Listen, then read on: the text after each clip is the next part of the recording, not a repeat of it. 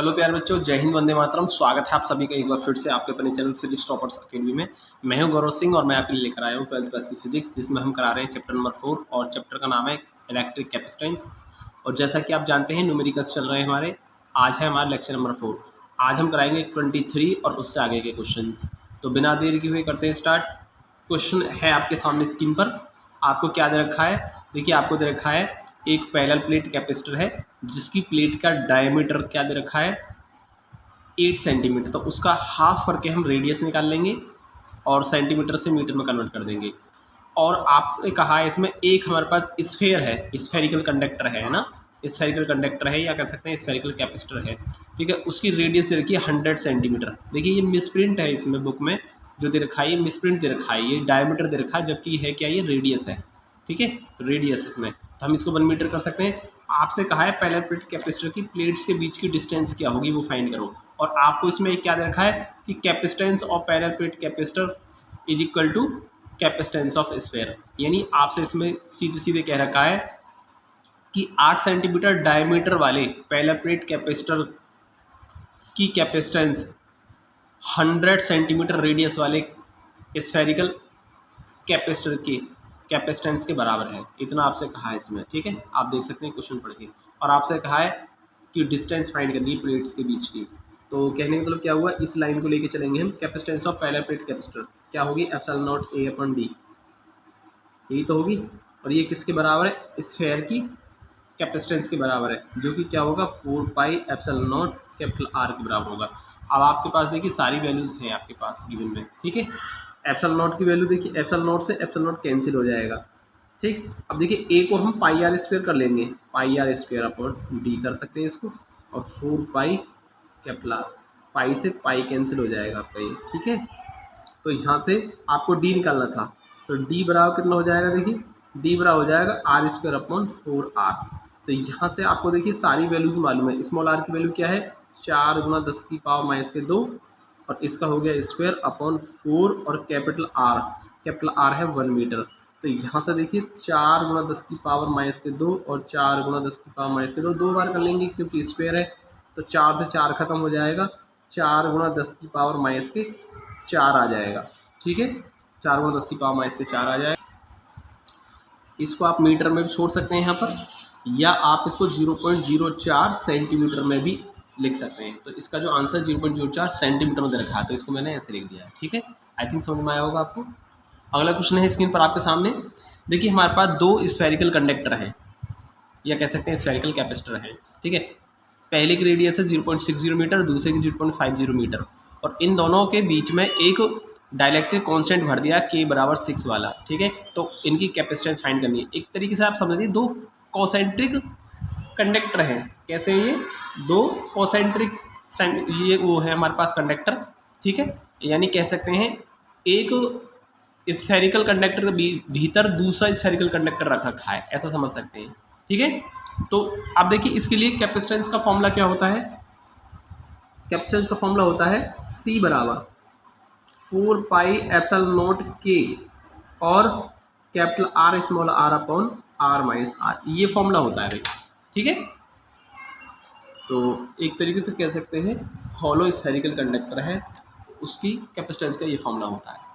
ठीक, तो यहाँ से C बराबर देखिए, ये 4 पाई एप्सिलॉन नॉट की जो वैल्यू होती है 1/9 × 10 की पावर 9 होती है। और K की वैल्यू इसमें दे रखी है 6, कैपिटल R दे रखी है आपको 0.60, और ये है 0.50, और यहाँ फिर से 0.60 माइनस 0.50। अब इसको आपको सॉल्व करना है, सॉल्व करके इसका आंसर निकालेंगे। देखिए 6/9 × 10 की पावर 9, और देखिए ऊपर क्या बचा हुआ आपका, ये आ जाएगा 0.60 × 0.50, ऐसे ही आ जाएगा। और यहाँ पर हम कर सकते हैं 0.10 कर सकते हैं। ठीक है, देखिए पॉइंट से तो आप इस पॉइंट को हटा दीजिए, पॉइंट से पॉइंट को कैंसिल कर दीजिए, यहाँ से पॉइंट से पॉइंट हट जाएगा। और यहाँ से पॉइंट हटेगा जब आपका ये वाला पॉइंट हटेगा तो आपका 100 आ जाएगा। अब देखिए यहाँ से 2 0 से हम 2 0 यहाँ कैंसिल कर सकते हैं, और देखिए कितना आएगा, यहाँ हम 3 3 9 3 दूनी 6 2 बार, और 3 दूनी 6 ये 2 बार, यानी 2 दूनी 4, 4 5 20 तो ऊपर आया। कितना आया हमारे यहाँ से, सॉल्व करेंगे हम इसको, c बराबर आया 20 और नीचे आएगा 10 की पावर 10 आ जाएगा, 10 की पावर 10 आ जाएगा, क्योंकि 9 पावर तो यही 10 की पावर 9 और एक आपका ये 10 बचा हुआ है बस। ठीक है, तो 10 की पावर 10 कर लेते हैं हम इसको सिंपली। ठीक है, और आप देखिए इसको हम सॉल्व कर देंगे आगे, तो इसको हम कर सकते हैं 20 इंटू 10 की पावर -10, या इसको लिख सकते हैं हम 2 इंटू 10 की पावर -9। ठीक है, फैराड, ये भी इसका आंसर होगा। देखिए सेम क्वेश्चन 25 है स्क्रीन पर आपके सामने, फिर से दो स्फेरिकल कंडक्टर दे रखे हैं आपके पास। ठीक है, इसकी रेडियस 10.5 सेंटीमीटर है, इसकी 10 सेंटीमीटर, इनके बीच में k=2 का मीडियम भर दिया है, कैपेसिटेंस पूछिए, सेम फॉर्मूला फिर से अप्लाई हो जाएगा, और यहाँ से 1/9 इंटू 10 की पावर 9 और k की वैल्यू यहाँ पर 2 है, और कैपिटल R की वैल्यू जो है वो है 10.5, 10 की पावर -2, स्मॉल r है 10 इंटू 10 की पावर -2, और यहाँ से 10.5, 10 की पावर -2 और माइनस हो जाएगा 10 इंटू 10 की पावर -2। ठीक है, इसको सॉल्व करके देखिए, इसका आंसर आप खुद से निकालेंगे, बिल्कुल ऐसे ही जैसे मैंने पीछे सॉल्व किया था पिछला क्वेश्चन, सेम ऐसे ही करना है, ये आपको खुद से करना है। तो ये आएगा 467 गुणा 10 की पावर -12 फैराड आ जाएगा। ठीक है, या इसको 10 पावर -12 को हम पिको भी लिख देते हैं, 467 पिको फैराड भी हम इसका आंसर लिख सकते हैं। ठीक है, आई थिंक आपको समझ में आया होगा, यही इसका आंसर है। क्वेश्चन है आपके सामने 26। देखिए 3 कैपेसिटर है हमारे पास 3 माइक्रोफैराड वाले, और सबसे पहले कहा है कि अगर इनको हम सीरीज में कनेक्टेड कर दें, जैसा कि आप फिगर में देख सकते हैं सीरीज में हमने कनेक्ट कर दिया है। जब इनको सीरीज में कनेक्ट करेंगे तो इनकी इक्विवेलेंट कैपेसिटेंस कितनी होगी, एक तो आपको वो बताना है। फिर आपसे ये भी कहा है, देखिए इसमें मिसप्रिंट है, आधा ही टाइप हुआ है ये क्वेश्चन, आगे और भी है सेकंड पार्ट, कि अगर इनको तीनों को पैरेलल में कनेक्ट कर दिया जाए तो फिर इक्विवेलेंट कैपेसिटेंस कितनी होगी।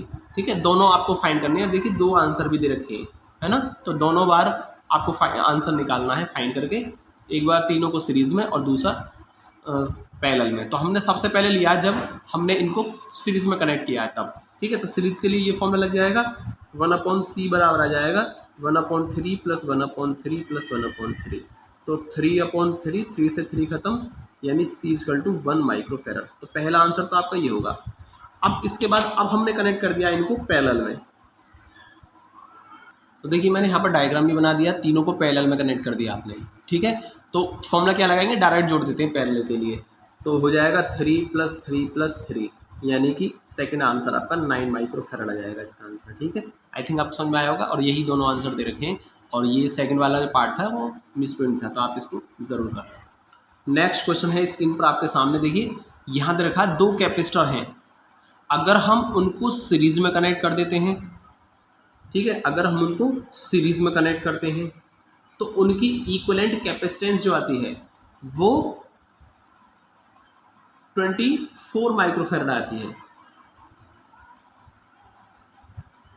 सॉरी, इसमें दे रखा है अगर इनको पैरेलल में कनेक्ट करते हैं तो 24 आती है, और सीरीज में कनेक्ट कर देते हैं तो 6 माइक्रोफैराड आती है। ठीक है, तो देखिए मैंने क्या माना है यहाँ पर, suppose the capacitance of 2 capacitors are C1 and C2 respectively. मान लीजिए दोनों कैपेसिटर हैं वो कौन कौन से हैं, वो C1 C2 हैं, और इनको अगर हम सीरीज में कनेक्ट कर देते हैं तो इनकी इक्विवेलेंट कैपेसिटेंस जो आती है वो CS आती है, और पैरेलल में कनेक्ट करने पर इक्विवेलेंट जो आता है वो CP आता है, ऐसा हमने मान लिया। तो इसमें क्या दे रखा है, अगर हम इनको सीरीज में कनेक्ट कर देते हैं, ठीक है, सीरीज में करते हैं तो क्या दे रखा है, CP कितना दे रखा है, अगर इनको पैरेलल में कनेक्ट करते हैं, है ना, पैरेलल कनेक्ट करते हैं तो 24 माइक्रोफैराड आता है, ये दे रखा है। और अगर हम इनको सीरीज में कनेक्ट करते हैं, ठीक है, सीरीज में कनेक्ट करते हैं तो इक्विवेलेंट कैपेसिटेंस सपोज करो CS मानी है मैंने, तो वो कितनी आती है, वो 6 माइक्रोफैराड आती है। ये दो चीज़ दे रखी है, तो आपको C1 C2 की वैल्यू फाइंड करनी है। आपको क्या करना है, आपको ये C1 C2 फाइंड करना है, यानी C1 कितना होगा और C2 कितना होगा, ये दोनों अलग अलग वैल्यू फाइंड करनी है C1 C2 की। ठीक है, ये करनी है अलग अलग। तो अब हम करेंगे इसको सॉल्व, कैसे करेंगे, देखिए क्या दे रखा है। सबसे पहले आप इसको देखिए, व्हेन कैपेसिटर्स आर कनेक्टेड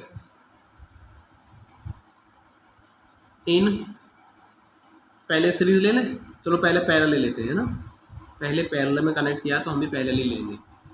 तो पैरेलल में कनेक्ट कर देंगे तो कितना आ जाएगा, Cp, पैरेलल में इक्विवेलेंट Cp आएगा जो कितना आएगा, C1 + C2 आएगा। ठीक है, यानी ये C1 + Cp की वैल्यू हमको दे रखी है 24, C1 + C2, और यही बन जाती है हमारी इक्वेशन नंबर फर्स्ट। अब हमने इनको पैरेलल में कनेक्ट, पैरेलल की बजाय सीरीज में कर दिया है, तो हम लिखेंगे when capacitors are connected in series. अब हमने इनको सीरीज में कनेक्ट कर दिया, तो सीरीज में कितना होगा, देखिए सीरीज में आपको दे रखा है, इसमें कितना आता है, सीरीज में कैसे कनेक्ट करेंगे, 1/c = 1/C1 + 1/C2, यही तो होगा। ठीक है, 1/C2, इस तरीके से करेंगे हम इसको। ठीक है, और ये देखिए थोड़ा ऊपर नीचे हो गया, सही से कर लेना इसको। ठीक है, अब देखिए कितना आता है, 6 आता है, 1/C1 + 1/C2। अब हम यहाँ से इनको एक काम कर लेंगे, C1 C2 एलसीएम कर देंगे तो C2 + C1, और यहाँ से हम C1 + C2 की वैल्यू देखिए, C1 + C2 हमारा क्या लिखा हुआ है, 24 लिखा हुआ है इक्वेशन नंबर 1 में। तो 1/6 बराबर C1 + C2 हम 24 कर देते हैं, C1 C2। तो आप लिखेंगे यहाँ पर क्या लिखेंगे, putting the value of C1 + C2 from equation first. आपने फर्स्ट से वैल्यू रखी है C1 + C2 की, और इसमें C1 C2 की वैल्यू निकल के आ जाएगी, इसको सॉल्व करने पर कितनी आएगी, 6 × 24, यानी C1 C2 की वैल्यू आ गई 144 आ जाएगी। ठीक है, इस तरीके से इक्वेशन नंबर 2 आ जाएगी हमारी। अब यहाँ से हम ना देखिए एक काम करेंगे, जैसे कि इक्वेशन फर्स्ट आप देख पा रहे हैं C1 + C2 में बनी हुई इक्वेशन है ये, C1 + C2 में। इसी तरीके से हमको क्या काम करना है, एक ऐसी इक्वेशन बनानी है जो C1 - C2 में आ जाए। C1 - C2 हमें एक और इक्वेशन बनानी है, फिर हम दोनों इक्वेशन को सॉल्व करके C1 C2 की सेपरेट वैल्यू फाइंड कर सकते हैं। तो इसके लिए हम एक फॉर्मूला यूज करेंगे, एक फॉर्मूला होता है, ये आपको याद रखना होगा, फ्रॉम फॉर्मूला। क्या फॉर्मूला होता है, फॉर्मूला होता है a - b का होल स्क्वायर, जो होता है वो होता है a + b का होल स्क्वायर -4ab, ये एक फॉर्मूला होता है। अब इसी फॉर्मूले को मैं लिखूंगा C1 C2 की फॉर्म में, यानी कि a को मान लो C1, b को मानेंगे C2, तो C1 - C2 का होल स्क्वायर हो जाएगा C1 + C2 का होल स्क्वायर -4 C1 C2। तो इस फॉर्मूले को मैंने C1 C2 के लिए लिख लिया है। ठीक है, आई थिंक आपको समझ में आ रहा होगा। और इसके बाद देखिए C1 - C2 की जो वैल्यू आएगी हमारी वो कितनी आई, C1 + C2, देखिए C1 + C2 हमारा फिर से कितना है, 24 है, तो हम यहाँ लिख देंगे 24। क्या लिख देंगे यहाँ पर, 24 का स्क्वायर हो जाएगा -4, और C1 C2 कितना देखिए 144 है, जैसा कि आप देख सकते हैं। ठीक है, आप क्या करेंगे, इसमें आपको लिखना होगा फ्रॉम इक्वेशन कौन सा, 1 और 2, 1 और 2 से आपने वैल्यू रखी है यहाँ पर। अब इसको सॉल्व करेंगे, C1 - C2 का होल स्क्वायर, C1 - C2 का होल स्क्वायर बराबर, देखिए यहाँ कितना आएगा 24 का स्क्वायर, जो कि कितना आएगा 24 का स्क्वायर, देखिए कितना आएगा, ये आता है हमारा 24 का स्क्वायर 576, और माइनस, अब देखिए 4 से मल्टीप्लाई करेंगे, 4 से जब आप मल्टीप्लाई करोगे एक्स्ट्रा वाले में, तो ये फिर से कितना आएगा 576 ही आ जाएगा, जो कि हमारा C1 - C2 का होल स्क्वायर बराबर 0 हो जाएगा, कैंसिल होकर के। ठीक है, तो C1 - C2 बराबर कितना हुआ 0, या C1 बराबर C2 आ जाएगा, C1 = C2 आ जाएगा। अब इस C1 = C2 को इक्वेशन फर्स्ट में रख देंगे हम। ठीक है, आप लिखेंगे putting in equation first.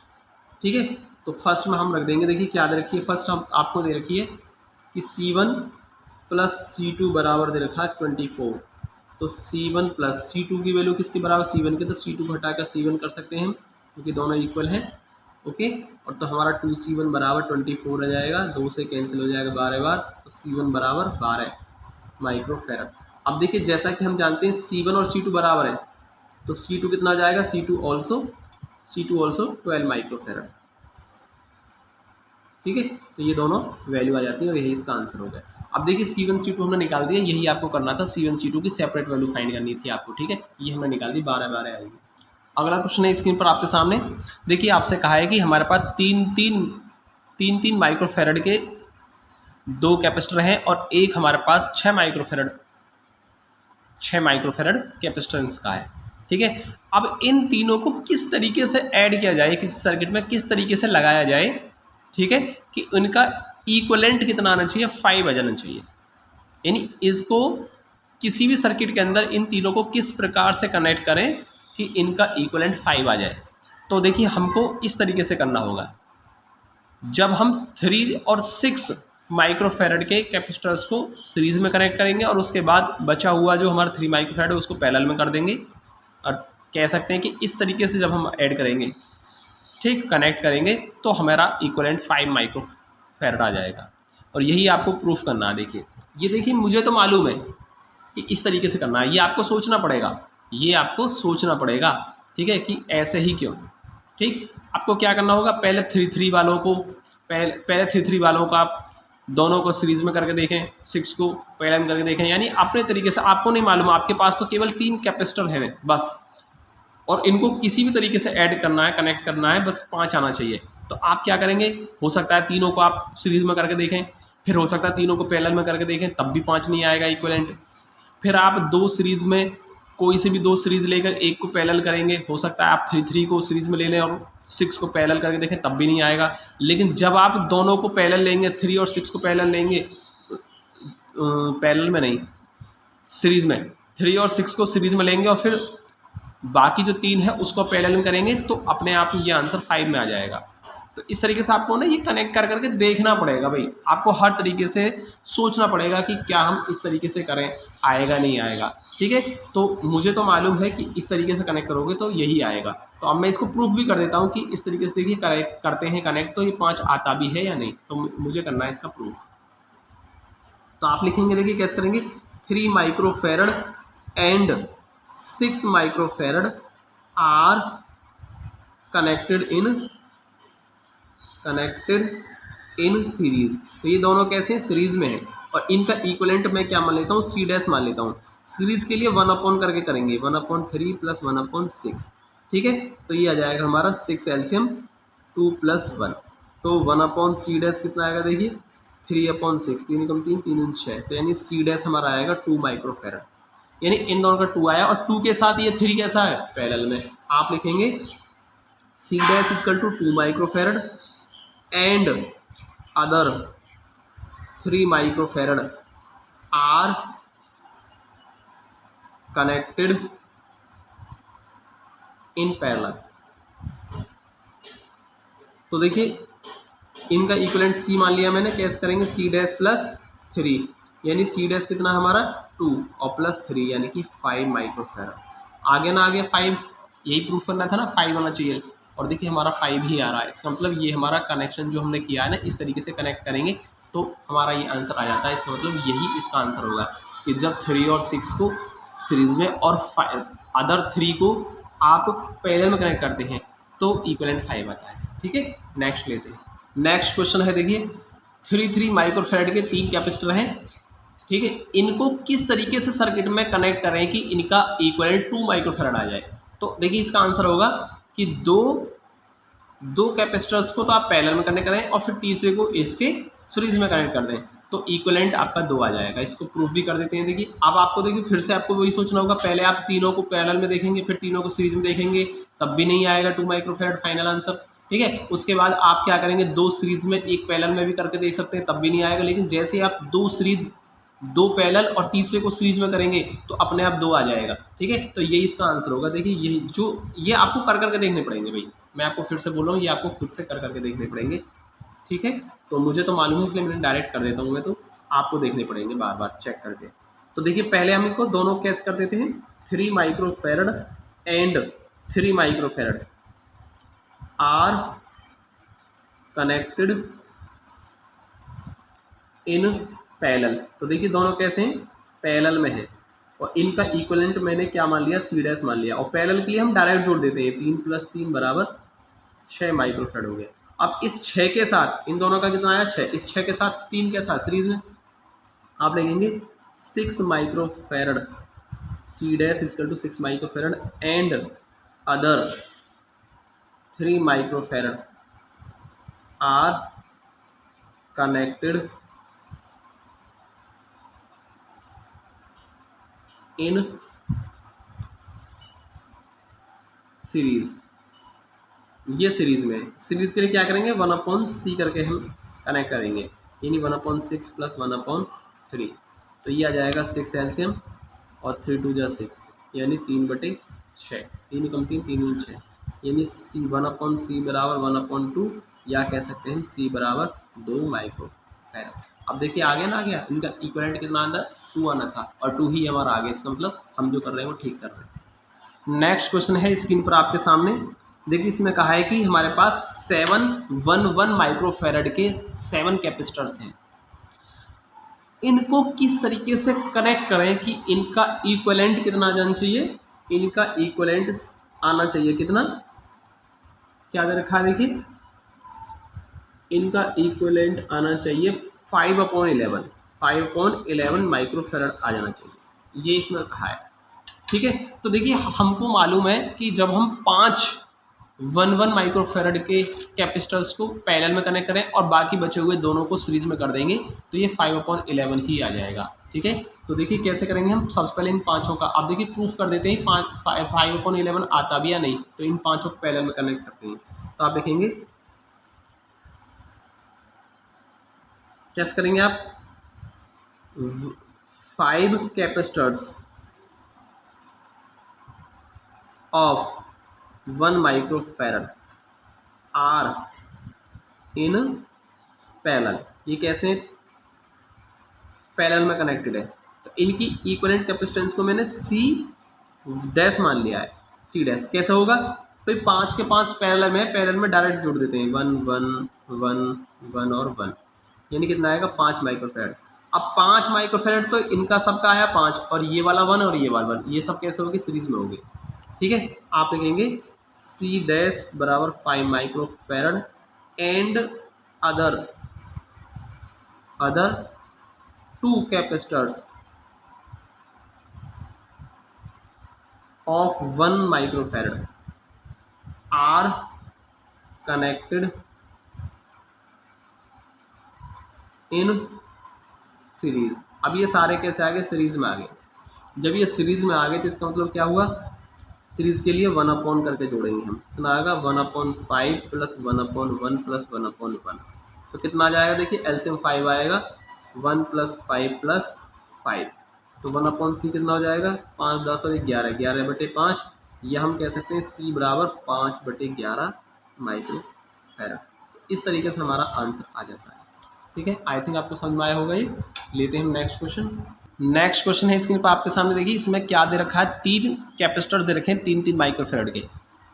First आपसे कहा है कि इनको किस तरीके से कनेक्ट करें कि इनका इक्विवेलेंट 9 माइक्रोफैरड आ जाए, और दूसरा कहा है कि इनको किस प्रकार से कनेक्ट करें कि उनका इक्विवेलेंट 4.5 माइक्रोफैरड आ जाए।